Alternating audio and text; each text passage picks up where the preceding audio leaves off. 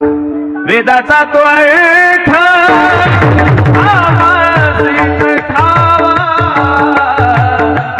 वेदाचा तो अर्थ आवाजीत ठावा. ओ तेरा देव भावा, ओ तेरा देव भावा, वेदाचा तो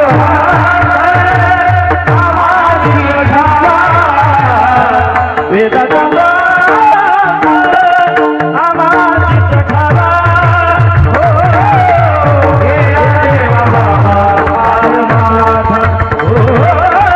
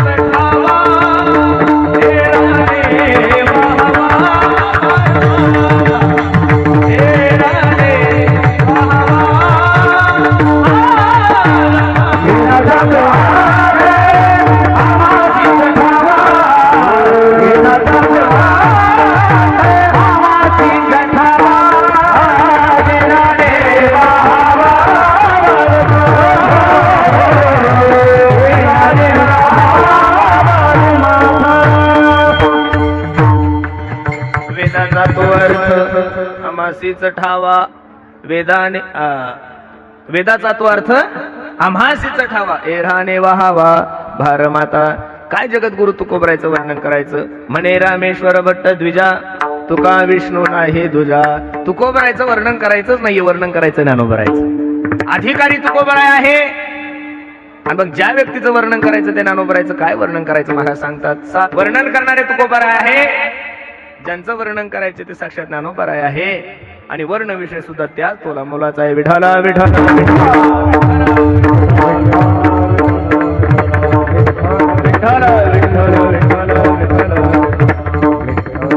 बऱ्याचशा वेळेस या तिन्ही गोष्टी एका ठिकाणी सापडत नाही महाराज. आता जे दिंडी काढतात, जे सप्ताह करतात, त्यांना माहित असतं. एखाद्या व्यक्तीने जर आपल्या कार्यक्रमासाठी 10,000 रुपये देणगी दिली की आमच्यासारखा कीर्तनकार गेला पिठा बांधत असताना तो कार्यकर्ता सांगतो, दादा ओ ओ ओ हा आमच्या गावचा कर नाही. काय म्हणतात लोक. माझी तरी विनंती आहे तुम्हाला, 10,000 कोणाला कर्ण करत बसू नका. कारण कर्णासारखा दातृत्ववान व्यक्ती या विश्वाच्या पाठीवर जन्माला आलेला नाहीये. महाभारतातला खूप गोड प्रसंग आहे. दुर्योधनाने आपल्या पत्नीला आणण्यासाठी कर्णाला पाठवलं. कर्णा जा माझ्या पत्नीला घेऊन ये. सुंदर असा सोन्याचा रथ तयार केलाय आणि कर्ण दुर्योधनाच्या पत्नीला आणण्यासाठी निघालाय. काही जंगली रस्ता असल्यामुळे काही जंगलातल्या लोकांनी रथ पाहिला, अडवला आणि सांगितलं, कर्णा तुझी कीर्ती ऐकून ये आम्ही. तुझ्या दारात आलेला व्यक्ती कधीच विनमुख जात नाहीये. परिस्थिती नाजूक आहे, पावसामुळे सर्वच नुकसान झालंय, काहीतरी मदत दे. कर्णाने विचार केला, हे जर लोक विनमुख गेले तर माझं सर्वस्व पुण्य घेऊन गेल्याशिवाय राहणार. अंगावर जेवढे काही दागिने होते, सोनं नाणं मुकुट फिकुट सर्व पितांबर वगैरे सर्व देऊन टाकला. परत रथ सुरू झाला. काही अंतरावर गेल्यानंतर परत रथ थांबला. काही लोकांनी अडवलं, कर्णा काहीतरी दे रे. आता कर्णाने विचार केला, माझ्याजवळ जेवढं होतं तेवढं मी दिलं, आता काही नाहीये. शेजारी दुर्योधनाची पत्नी बसलेली होती. त्यांच्या अंगावर पृथ्वी तुल्यासारखे अनमोल किमतीचे जे दागिने, ते दागिने काढले, कोणाला देऊन टाकले, त्या लोकांना देऊन टाकले. आता महिला मंडळीला दागिने किती आवडतात हे पुरुषांना सांगणं शक्यच नाहीये. का? ज्या दिवशी तुम्ही बाई असाल त्या दिवशीच कळेल, तोपर्यंत कळणार नाहीये. जसा रथ हस्तिनापूर मध्ये गेला, रथातून उतरली, थै थै थै थै थै थै करत मालकाकडे गेली. मालक कळतं का तुम्हाला काही? अगं काय झालं? माझ्या वडिलांनी लग्नामध्ये जे अनमोल किमतीचे दागिने दिले होते, कर्णाने ते सर्व दागिने काढले आणि त्या लोकांना दान देऊन टाकले. दुर्योधनाने हात जोडले, बाई बरं झालं कमीत कमी तू तर घरी आली. काय म्हणलं दुर्योधन? कर्ण दुर्योधन म्हणला, बाई बरं झालं कमीत कमी तू घरी आली. बरं झालं जंगलामध्ये तुला कोणी मागितलं नाही, नाही तर या बाबानं तुलाही देऊन टाकलं असतं. एवढा कर्ण दातृत्ववान होता. म्हणून 10,000 मध्ये कोणाला कर्ण करायचं नाहीये. ज्याचं वर्णन करायचं तो अयोग्य आहे, पण इथं वर्णन करणारे तुकोबराय आहे. ज्यांचं वर्णन करायचं ते साक्षात माझे ज्ञानोबराय आहे. आणि वर्ण विषय सुद्धा खूप सुंदर आहे. काही थोरा मोठ्या लोकांच्या मुखातून या कीर्तनाची या अभंगाची भूमिका अशी ऐकलेली आहे. एक धरणेकरी ज्ञानोबराच्या दरबारात बसलेला आहे, धरणं धरून बसलेला आहे की मला ज्ञान प्राप्त व्हावं, माझी समाजामध्ये कीर्ती वाढावी, माझ्याकडे सगळ्या गोष्टी याव्या. ज्ञानोबराने स्वप्नामध्ये दृष्टांत दिला, दादा हे बाळा, आता हे कोर्ट बंद आहे, तू असं कर देहू गावला जाय. देहूचं कोर्ट सध्या चालू आहे. तो मनुष्य सकाळी उठला आणि देहू गावात गेला. आई साहेबाला विचारलं, आई साहेब मालक कुठे? आई साहेबांना सांगितलं भंडाऱ्या डोंगरावर गेलेले भजनासाठी. तुकोबराय झाडाखाली बसलेले होते, भजन चालू होतं. हा जसा गेला तसा तुकोबरायला प्रणाम केला. श्री संताची माथा चरणावरी साष्टांग हे करी, साष्टांग हे करी.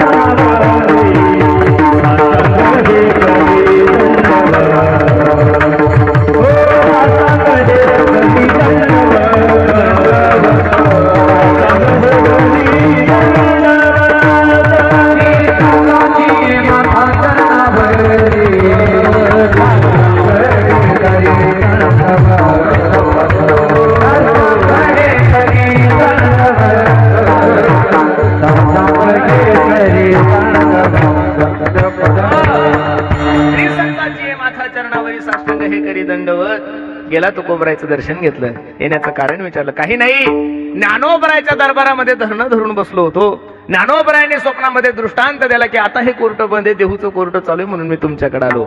हे वाक्य ज्यावेळेस माझ्या जगद्गुरु तुकोबरायने ऐकलं ना, तर तुकोबरायच्या डोळ्याला धारा लागल्या. काय माझ्या संप्रदायाची परंपरा आहे, ज्याला कळली त्याला कळली. अरे ज्ञानोबरायासारख्या एका महात्म्याने योगियांची माऊली आहे, साधकाचा मायबाप आहे, अनाथाची माय आहे, असे असणाऱ्या ज्ञानोबरायांनी जगद्गुरु तुकोबरायला मान द्यावा.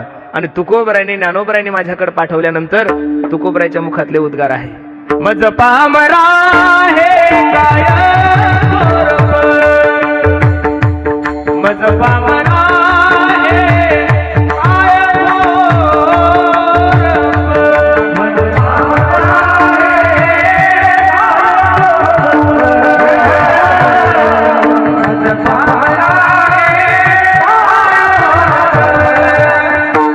मज पामरा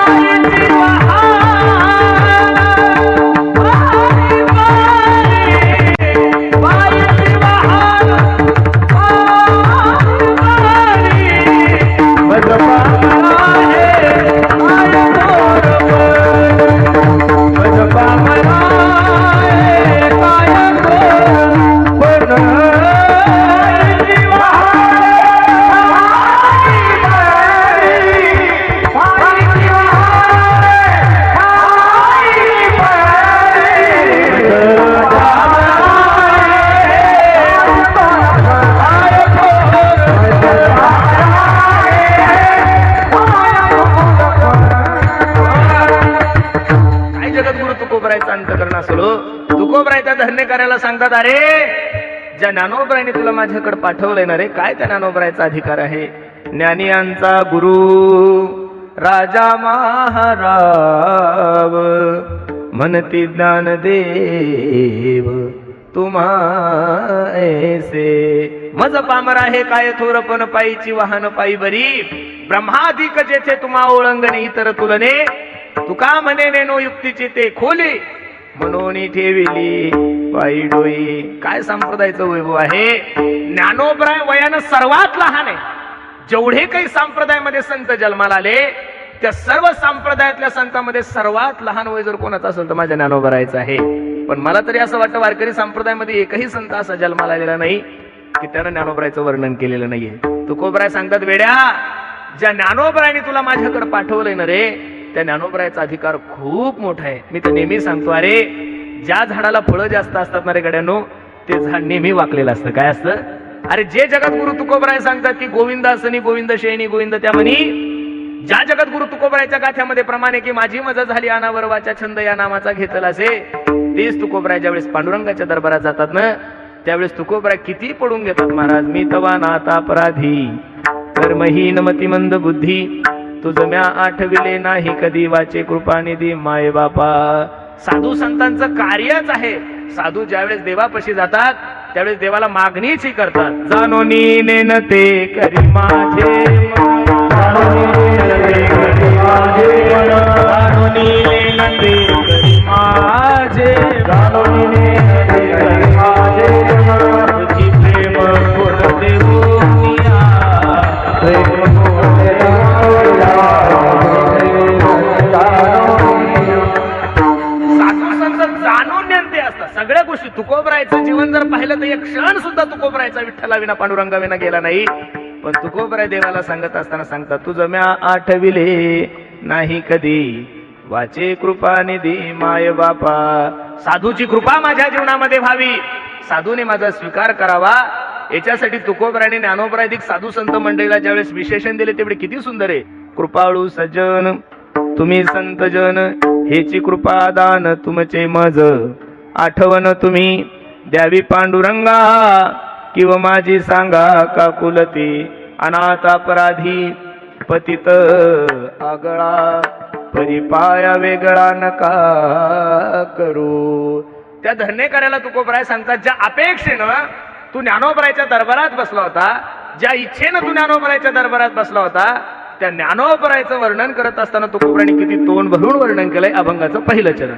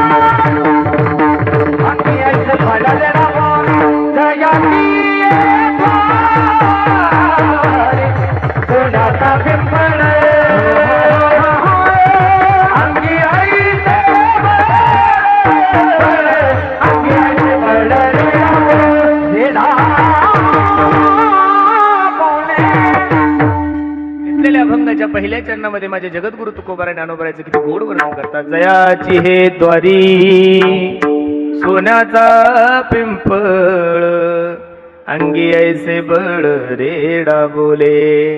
बरेचसे लोक याही ठिकाणी प्रश्न करतील, महाराज आम्ही तर महिन्यातून एक वेळेस आळंदीला येतो, समाधी सोहळ्याला 10 वर्ष झाले, 20 वर्ष झाले, 28 वर्ष झाले आमची दिंडी चालू आहे, मग महाराज दरवेळेस आळंदीला दर्शनाला ज्ञानोबरायच्या गेल्यानंतर तो पिंपळ काय आम्हाला सोन्याचा दिसत? सोन्याचा या शब्दाचा दुसरा अर्थ आहे सुखाचा, बरोबर आहे का नाही? सोन्याचा या शब्दाचा अर्थ दुसरा काय आहे? दसऱ्याला आपण ते आपट्याची पानं देतो माहिती का तुम्हाला. आता ते सोनं असतं का हो? तरी लोक काय म्हणतात, सोनं घ्या म्हणजे सुख घ्या आणि सुख द्या. जयाची हे द्वारी सोन्याचा पिंपळ, अंगी ऐसे बळ रेडा फुले. काय दोन प्रकार, एका ठिकाणी संपत्तीचंही वर्णन केलंय आणि दुसऱ्या ठिकाणी परमार्थिक ऐश्वर्याचंही वर्णन केलंय. ज्ञानोबराची ताकद काय आहे? रेड्याच्या मुखातून वेद बोलवला. नाथबाबा वर्णन करतात, रेड्या मुखी वेद बोलविला, गर्व बीजांचा हरविला. रेड्या मुखी वेद बोलविला, गर्व बीजांचा हरविला. रेड्या मुखी वेद बोलविला, गर्व बीजांचा हरविला. रेड्या मुखी वेद बोलविला, गर्व बीजांचा हरविला. शांती रूप प्रगटला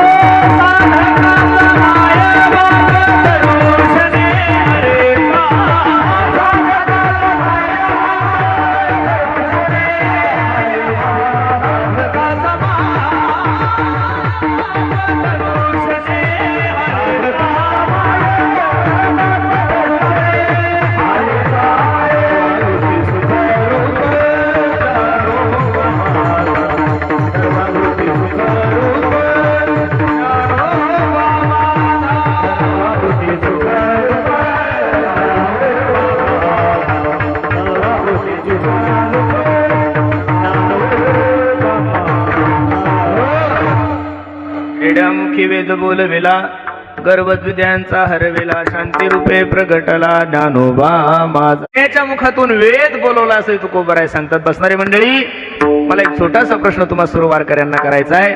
ज्ञानोबराय सारख्या महात्म्याच्या जीवनामध्ये, ज्ञानोबराय सारख्या योग्याच्या जीवनामध्ये असा कोणता प्रसंग आला असावा की ज्ञानोबरायला समाजाने एवढा मोठा चमत्कार करण्यासाठी भाग पाडलाय? मी माफी मागून एक वाक्य बोलण्याचं धाडस करू.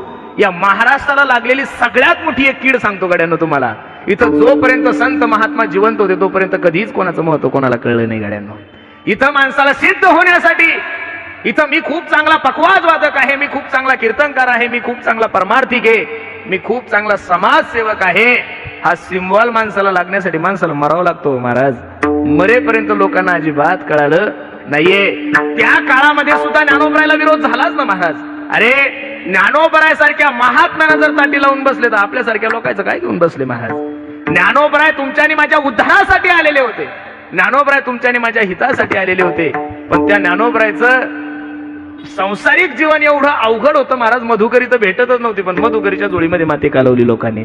आणि मी तर नेहमी सांगतो, अरे दुसऱ्या धर्मातल्या लोकांनी विरोध केला साहजिक आहे, पण ज्यावेळेस आपलेच लोक आपला विरोध करतात त्यावेळेस निश्चित मनुष्य खचून जातो.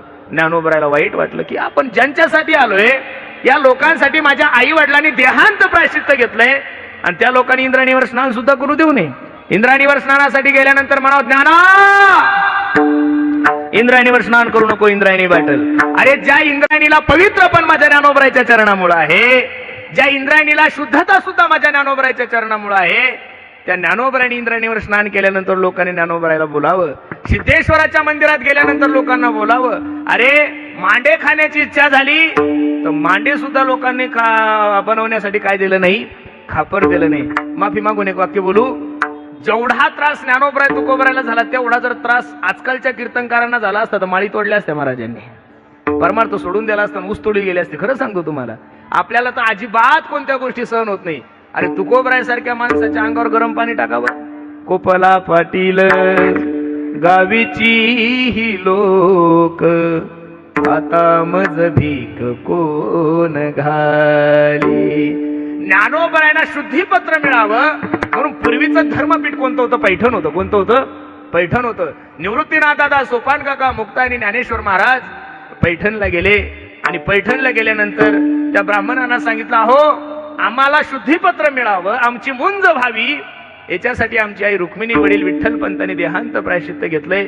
तरी सुद्धा आम्हाला तुम्ही शुद्धीपत्र देत नाहीये, समाजामध्ये सामावून घेत नाहीये. त्यावेळेस त्या ब्राह्मणाचा आणि ज्ञानोबरायचा संवाद झाला. आता ज्ञानोबराय होते महाराज, ते ज्ञानोबरायला कळालं जोपर्यंत तुम्ही चमत्कार करत नाही तोपर्यंत लोक नमस्कार करत नाही. त्या ब्राह्मणासमोर त्या ब्राह्मणाचं गर्व नष्ट व्हावं, त्यांची दृष्टी उघडावी, याच्यासाठी ज्ञानोबरायने पहिला चमत्कार केला. मैसी पुत्रा मुखे बोलवणे श्रुती. महाराज सांगतात जयाची हे द्वारी सोन्याचा पिंपळ, अंगी ऐसे बळ रेडा बोले. त्यांच्या अंगामध्ये काय बळ आहे? रेड्याच्या मुखातून माझ्या ज्ञानोबरायने काय बोलवलाय? ऋग्वेद बोलवलाय. मग आता ज्यांच्या दारामध्ये सोन्याचा पिंपळ आहे, जे रेड्याच्या मुखातून वेद बोलू शकतात, ते काय करू शकत नाही? नोहे महाराज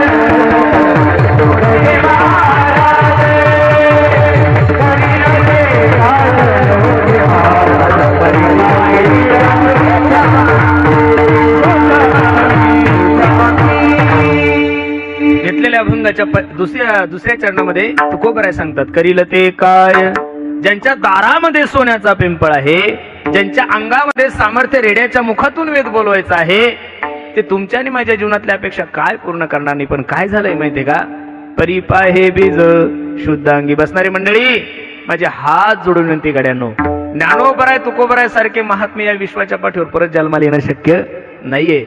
काय नाही करू शकत. अरे त्यांनी ठरवल्यानंतर ते रेड्याच्या मुखातून वेद बोलू शकतात, त्यांनी ठरवल्यानंतर ते निर्जीव भिंत चालू शकतात, त्यांनी ठरवल्यानंतर ते स्त्रीचा पुरुष करू शकतात, त्यांनी ठरवल्यानंतर ते पाठीवर मांडे बाजू शकतात. तुमची माझी अपेक्षाच काय महाराज, तुम्हाला फक्त एक चांगला कीर्तनकार व्हायचा, दिवसातून 2 कीर्तन पाहिजे, हीच अपेक्षा आहे आपली. बरोबर आहे का नाही? तुमची आणि माझी अपेक्षा तरी काय, तुम्हाला काही भगवंताची कृपा व्हावी इथं अपेक्षा कोणाचीच नाहीये. बरोबर आहे का नाही? एक चांगला पखवाजा मी महाराष्ट्रात प्रसिद्ध झालो पाहिजे, माझी कीर्तन लोकांनी ऐकले पाहिजेत, एक चांगली गाडी आली पाहिजेत, एक चांगला बंगला असला पाहिजे. याच्यापेक्षा आपल्यासारख्या जिज्ञासू साधकाची वृत्ती तरी दुसरी कोणती असू शकते. मग जे ज्ञानोबराय सर्व काही देऊ शकतात, तुमच्या आणि माझ्या छोट्या अपेक्षा खूप छोट्या आहेत. मी तर या मताचा महाराज आहे, या विश्वातले पहिले संगीत विशारद जर कोण असेल तर माझे ज्ञानोबराय महाराज. तुम्ही म्हणसाल महाराज असं का म्हणता? हो, नामदेवरायाच्या कीर्तनामध्ये पहिल्या चालीचा मान ज्ञानोबरायला होता. जनी म्हणे ज्ञानदेवा बोला अभंग, जनी म्हणे ज्ञानदेवा बोला अभंग. ज्ञानोबराय गायकही आहे, ज्ञानोबराय वादकही आहे, आणि ज्ञानाच्या बाबतीत तर काही विशेष नाही. मान ज्ञानाचा सागर हो, ज्ञानाचा सागर सखा माझा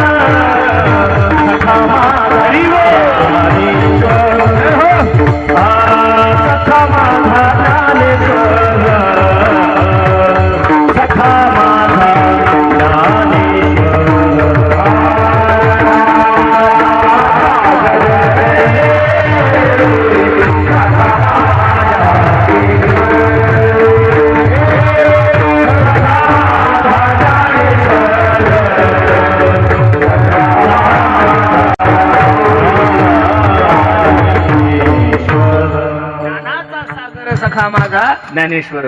ते काहीही देऊ शकतात, फक्त त्या श्रद्धेने त्या भावनाने आपण काय केलं पाहिजे, ज्ञानोबरायकडे गेलं पाहिजे. महाराज सांगतात, करील ते काय नो हे महाराज. अरे आपल्यासारखे पोरं कीर्तन करतायत, पखवा वाजवतायत, असं समजा ज्ञानोबरायचीच कृपा आहे ना महाराज. नाही तर हजारो मुलं या आळंदीमध्ये आले, हजारो मुलं आळंदीतून निघून गेले. प्रत्येकालाच थोडा पखवाज जमलाय महाराज, प्रत्येकाला गायन नाही जमलं. मी तर नारदाच्या गादीवर नेहमी कीर्तनातून एक वाक्य सांगतोय, आपण ज्या 2-4 चाली म्हणतोय, आपण जे 2-4 बोल वाजवतोय, आपण जे 2-4 कीर्तन करतोय, मला तर असं वाटतं ज्ञानोबरायांनी त्यांच्या मधुकरीतून दिलेला तुम्हाला प्रसादच आहे महाराज. हा बस, ही भूमिका जर ठेवली तर कोणत्याही गोष्टीची कमी पडणार नाही. करील ते काय नो हे महाराज, पण परिपाहे बीज शुद्धांगे. ज्ञानोबरायच्या महाराष्ट्रात राहून, तुकोबरायच्या महाराष्ट्रात राहून सुद्धा काही लोकांना ज्ञानोबरायचा समाधी सोहळा माहित नाहीये, तुकोबरायचा बीजेचा उत्सव माहित नाहीये. ज्ञानोबराय तुकोबरायचं काय सामर्थ्य. मी 2008 का 9 वृंदावनला शिकण्यासाठी गेलो होतो, भागवत शिकण्यासाठी. तर आम्ही जिथं भोजन घ्यायचो, आम्ही जिथं प्रसाद घ्यायचो, ती शाखा राम सुखदाजी यांची होती. गीता मंदिर त्या शाखेचं नाव होतं. तिथले जे महात्मा होते ते एवढे कडक होते, बापरे बाप, एकही विद्यार्थी त्यांच्या समोर जात नव्हता. पण लहानपणापासून स्वभाव थोडा विचित्र आहे, जिथं कोणी जात नाही तिथे जायची हौस पहिल्यापासून आहे. आता ते महात्मा त्यांच्या रूम मध्ये वाचन करत असताना मी गेलो. मग मी म्हणलं पाहिजेत ना, स्वामीजी मी अंदर आऊ, मी आत येऊ, मी आय कमी सर, काहीच नाहीये. मी जसं गेलो तसं स्वामीजींच्या रूम मध्ये गेलो. स्वामीजी वाचन करत होते. स्वामीजीने माझ्याकडे बघितलं. त्या डोळ्यातलं तेज ब्रह्मचारी महात्मा होता, वैराग्य संपन्न महात्मा होता. त्यांनी बघितल्यानंतर मला पुढेही जाता येणार, मागेही जाताना मी थर थर थर थर कापायला लागलो. कसं तरी मागं वळालो. आणि बाहेर जावं म्हणून माझं लक्ष त्यांच्या देवघराकडे गेलं. लक्ष देऊन ऐका. त्यांच्या देवघरामध्ये एकेकूण ज्ञानेश्वर महाराजांचा फोटो होता आणि एकेक तुकोबरायचा फोटो होता. मला थोडा संकोच वाटला. वृंदावन मध्ये राहणारा महात्मा, इथं सर्व भगवान श्रीकृष्णाचे भक्त आहे, इथं सर्व राधाराणीचे भक्त आहे, आणि हा महात्मा वृंदावन मध्ये राहून त्यांच्या देवघरामध्ये ज्ञानोबरायचा आणि तुकोबरायचा फोटो का? मी हळूच त्या स्वामीजींकडे गेलो, दर्शन घेतलं. मला स्वामीजी बोलो, पंडित पंडित म्हणायचे, अरे बोलो पंडित क्या है? मैंने बोला स्वामी जी आप तो ब्रज रसिक हो, यहाँ तो सिर्फ राधारानी के और भगवान कन्हैया के भक्त है, तो फिर आपके मंदिर में ज्ञानेश्वर महाराज और तुकाराम महाराज का फोटो क्यों है? त्या महात्म्याच्या डोळ्याला धारा लागल्या आणि त्या महात्म्याने सांगितलं, पंडित हम लोग वृंदावन में रह के जब उदास हो जाते, काय वाक्य वापरलं त्यांनी? हम लोग वृंदावन में रह के जब उदास हो जाते हैं तो हम लोग हमारा मन प्रसन्न करने के लिए आनंदी और देहू आते हैं. महाराज थोडं होतं ते. अरे सर्वांना इथं या वाटतं, यात नवल नाहीये. विश्वाच्या मालकाने सुद्धा नामदेव रायाला सांगितलंय, नामा म्हणे देवाचा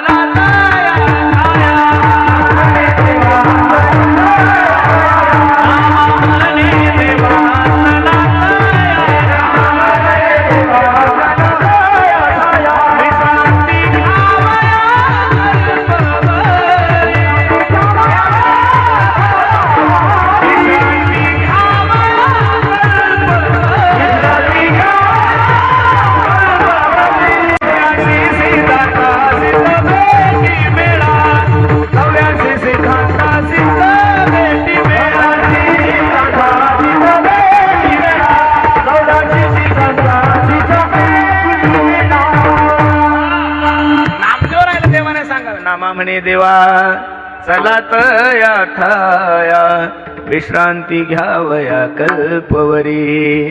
म्हणून जे जे लोक आळंदीत राहिलेले, ज्यांनी आळंदीमध्ये अध्ययन केलेलं आहे, ज्यांनी 10-5 वर्ष आळंदीला काढले ना महाराज, त्यांच्या जीवनामध्ये किती जरी मोठं संकट आलं आणि काही जरी आलं, ते फक्त ज्ञानोबरायाजवळ जाऊन बसले तरी संकट निवारण होतं. एवढी ताकद माझ्या ज्ञानोबरायाची आहे. म्हणून आपण भाग्यवान मंडळी आहात. आपण ज्ञानोबराय सोडून तुकोबराय सोडून दुसरीकडे गेलंच नाही पाहिजे. पण आपलं नशीब एवढं खराब आहे, घरी कामधेनू काय पण जर्सीचं दूध प्यायची सवय झालेली आहे आपल्याला. घरी काय आहे? कामधेनू काय आहे, पण जर्सीचं दूध प्यायची सवय झाली. म्हणून तो तुकोबराने शब्द वापरलाय, परी पाहे बीज शुद्ध अंगी. काय ज्ञानोबरायचं सामर्थ्य आहे? तुम्ही जर तिरुपतीला जर गेले ना दर्शनाला, तर एका टायमाला 25,000 लोक जेवतील एवढी व्यवस्था तिरुपतीकरांनी केलेली आहे. तुम्ही जर शिर्डीला गेले तर 5,000 लोक त्या अन्नक्षेत्रामध्ये एका टायमाला जेवण करतील, एवढं सुंदर अन्नक्षेत्र आहे. तिरुपतीला जर गेले तर अन्नम पप्पा, फक्त नुसतं सांबर आणि भात, बाकी तिथं काही भेटत नाहीये. शिर्डीला जर गेले तर चपाती भाजी भात दररोजचं एक मिष्टान्न असतं. बऱ्याचशा ठिकाणी अन्नक्षेत्र वेगळे वेगळे, पण ज्ञानोबरायांनी जे अन्नक्षेत्र टाकलं ते विश्वाच्या मालकाला सुद्धा जमलं नाही. अभंगाचं 3रं चरण.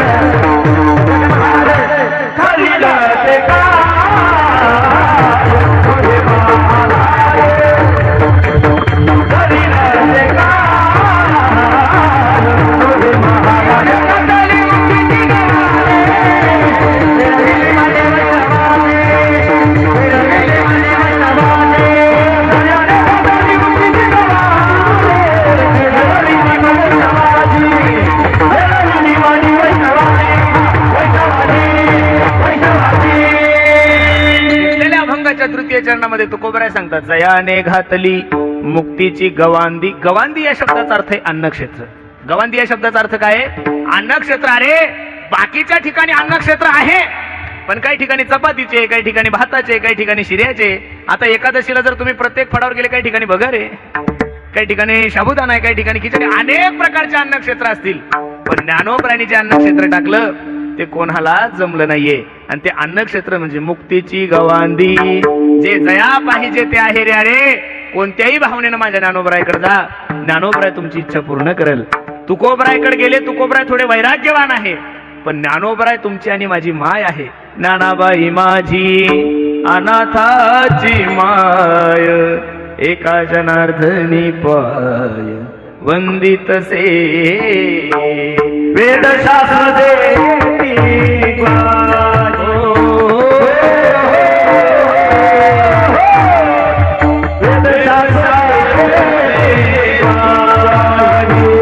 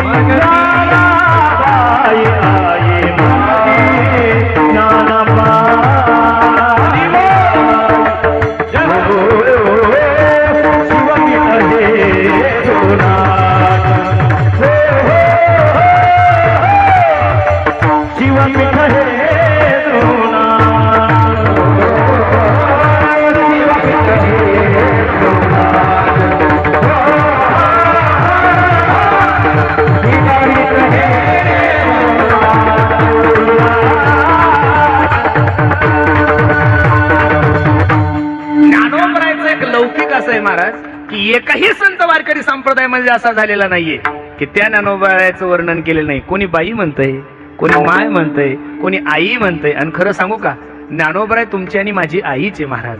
अरे आपल्यासारखी विचित्र पोरं जी माय सांभाळून घेते ती काय साधी मोठी मामुली असेल का? बरोबर आहे का नाही? मी तर नेहमी सांगत असतो, अरे आमच्या मायबापाने फक्त आम्हा सर्व गायक वादक कीर्तनकार मंडळीला जन्माला घातलंय गाड्यानं. आमच्या मायबापाने आम्हाला फक्त आणि फक्त जन्माला घातलंय. पण मी नारदाच्या गादीवरून एक वाक्य बोलण्याचा धाडस करतोय. आज एवढा मोठा मान, एवढं मोठं वैभव जर कोणत्या आईनं निर्माण केलं असेल तर त्या आईचं नाव फक्त ज्ञानोबराय आहे महाराज. खरंच सांगतो तुम्हाला, ज्ञानोबरायची कृपा झाल्यानंतर जीवनामध्ये कोणत्याच गोष्टीची कमी नाही. मी तर नेहमी सांगतो, माऊली अद्भुत नजारा तेरे आलंदी में, माऊली अद्भुत नजारा तेरे आलंदी में है, बेसहारों को सहारा तेरे आलंदी में है. अरे चांगल्या लेकरांचा तर कोणीही सांभाळ करेल महाराज.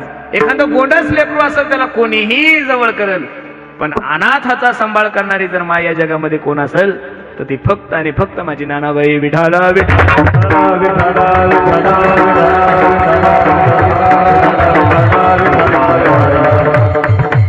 म्हणून जयाने घातली मुक्तीची गवांदी. मोक्षाचं अन्नक्षेत्र या ठिकाणी घातलंय. जे जया पाहिजे ते आहे रे. कोणीही या न पाहे या ती कुळाचा विचार भक्त करुणा कर ज्ञानाबाई. आणि तुकोबरायन सांगतात, मिळवली वांदी वैष्णवांची. सर्वात मोठे जर वैष्णव कोण असेल तर ज्ञानदेव वैष्णव मोठा. सर्वांना समाविष्ट करून घेतलंय आणि सर्वांना हे जे लोपलेलं ज्ञान आहे ते जगामध्ये जर उघड कोणी केलं असेल तर ते फक्त आणि फक्त माझ्या ज्ञानोबरायनं. अरे लोक म्हणतात गड्यानो की आम्ही पुरोगामी विचाराचे आहोत, आम्ही असे आहोत, आम्ही तसे आहोत. मला तर असं वाटतं पहिला जातीवादाचा कायदा सर्वांनी एकत्रित राहावं हा जर पहिला कायदा या महाराष्ट्रामध्ये कोणी पारित केला असेल तर तो फक्त आणि फक्त माझ्या ज्ञानोबांनी. या रे लहान थोर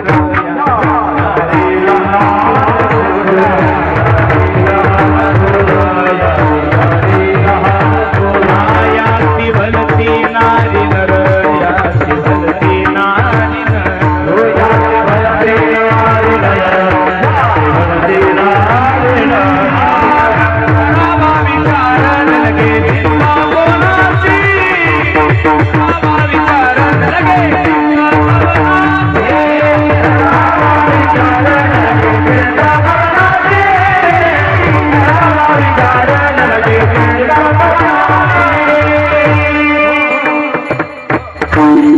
यारे लहान थोर याती भलती नारी नर करावा विचारण लगे चिंता कोणाची. सर्वांना एकत्रित आणण्याचं काम जर कोणी केलं असेल तर ते फक्त आणि फक्त माझ्या ज्ञानोबरायांनी केलं. म्हणून मिळविली मांदी वैष्णवांची. महाराज सांगतात ज्यांच्या दारामध्ये सोन्याचा पिंपळ आहे, ज्यांच्या अंगामध्ये रेड्याच्या मुखातून वेद बोलवण्याचं सामर्थ्य आहे, अशा ज्ञानोबरापाशी कोणत्या सुखाची कमी असणार आहे.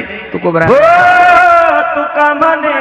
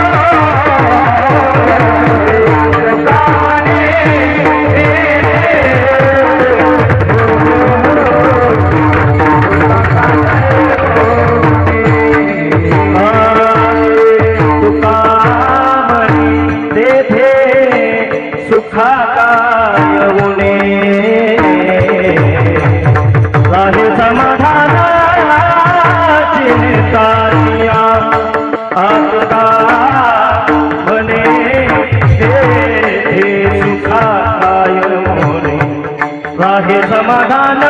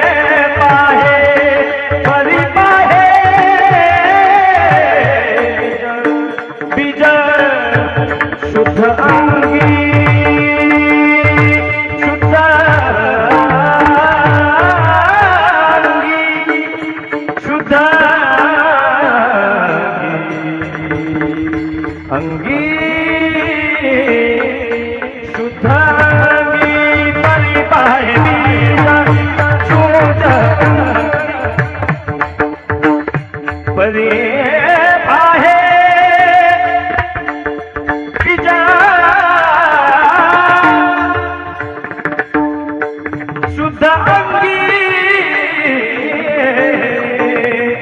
शुद्ध अंगी परिपाही बीज शुद्ध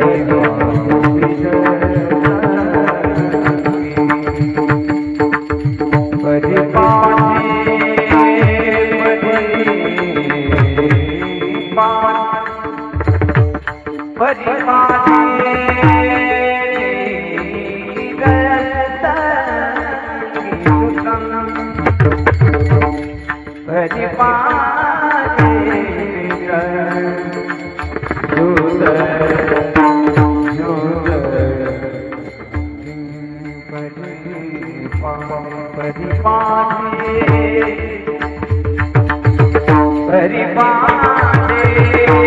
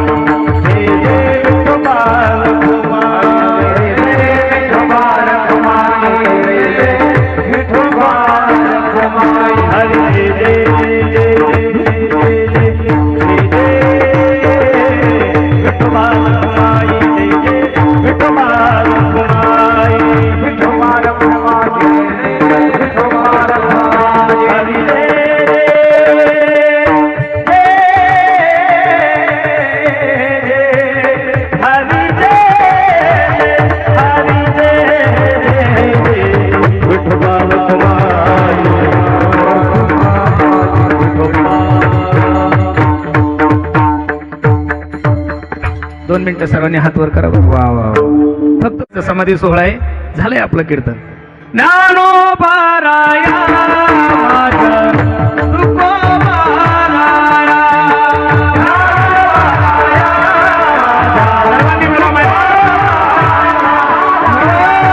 ज्ञानोबाराया माझा तुकोबाराया.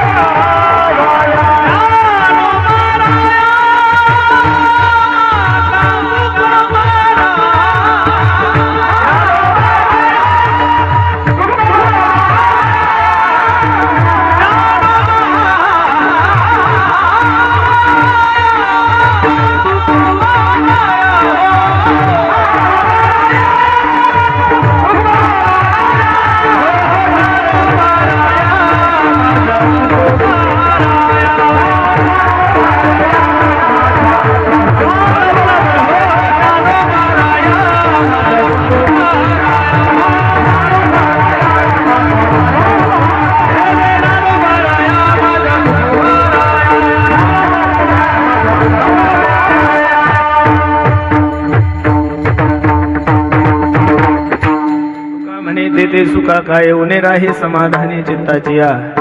करील ते काय नो हे महाराज परिपाहे बीज शुद्धांगी. अभंगाची सरळ भूमिका मी तुम्हा सर्व मंडळी समोर ठेवली. आपण सर्व भाग्यवान मंडळी आहोत की ज्ञानोबरायाच्या समाधी सोहळ्यानिमित्त आपण सर्व मंडळी उपस्थित आहोत.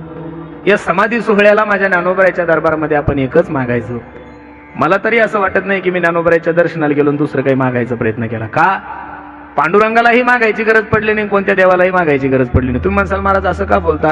माझ्या ज्ञानोबरायांनी जेवढं दिलं की दुसऱ्याच्या दारात जायची गरजच पडली नाही. महाराज खरं सांगतो तुम्हाला, ज्ञानोबराय तुमची आणि माझी आई आहे.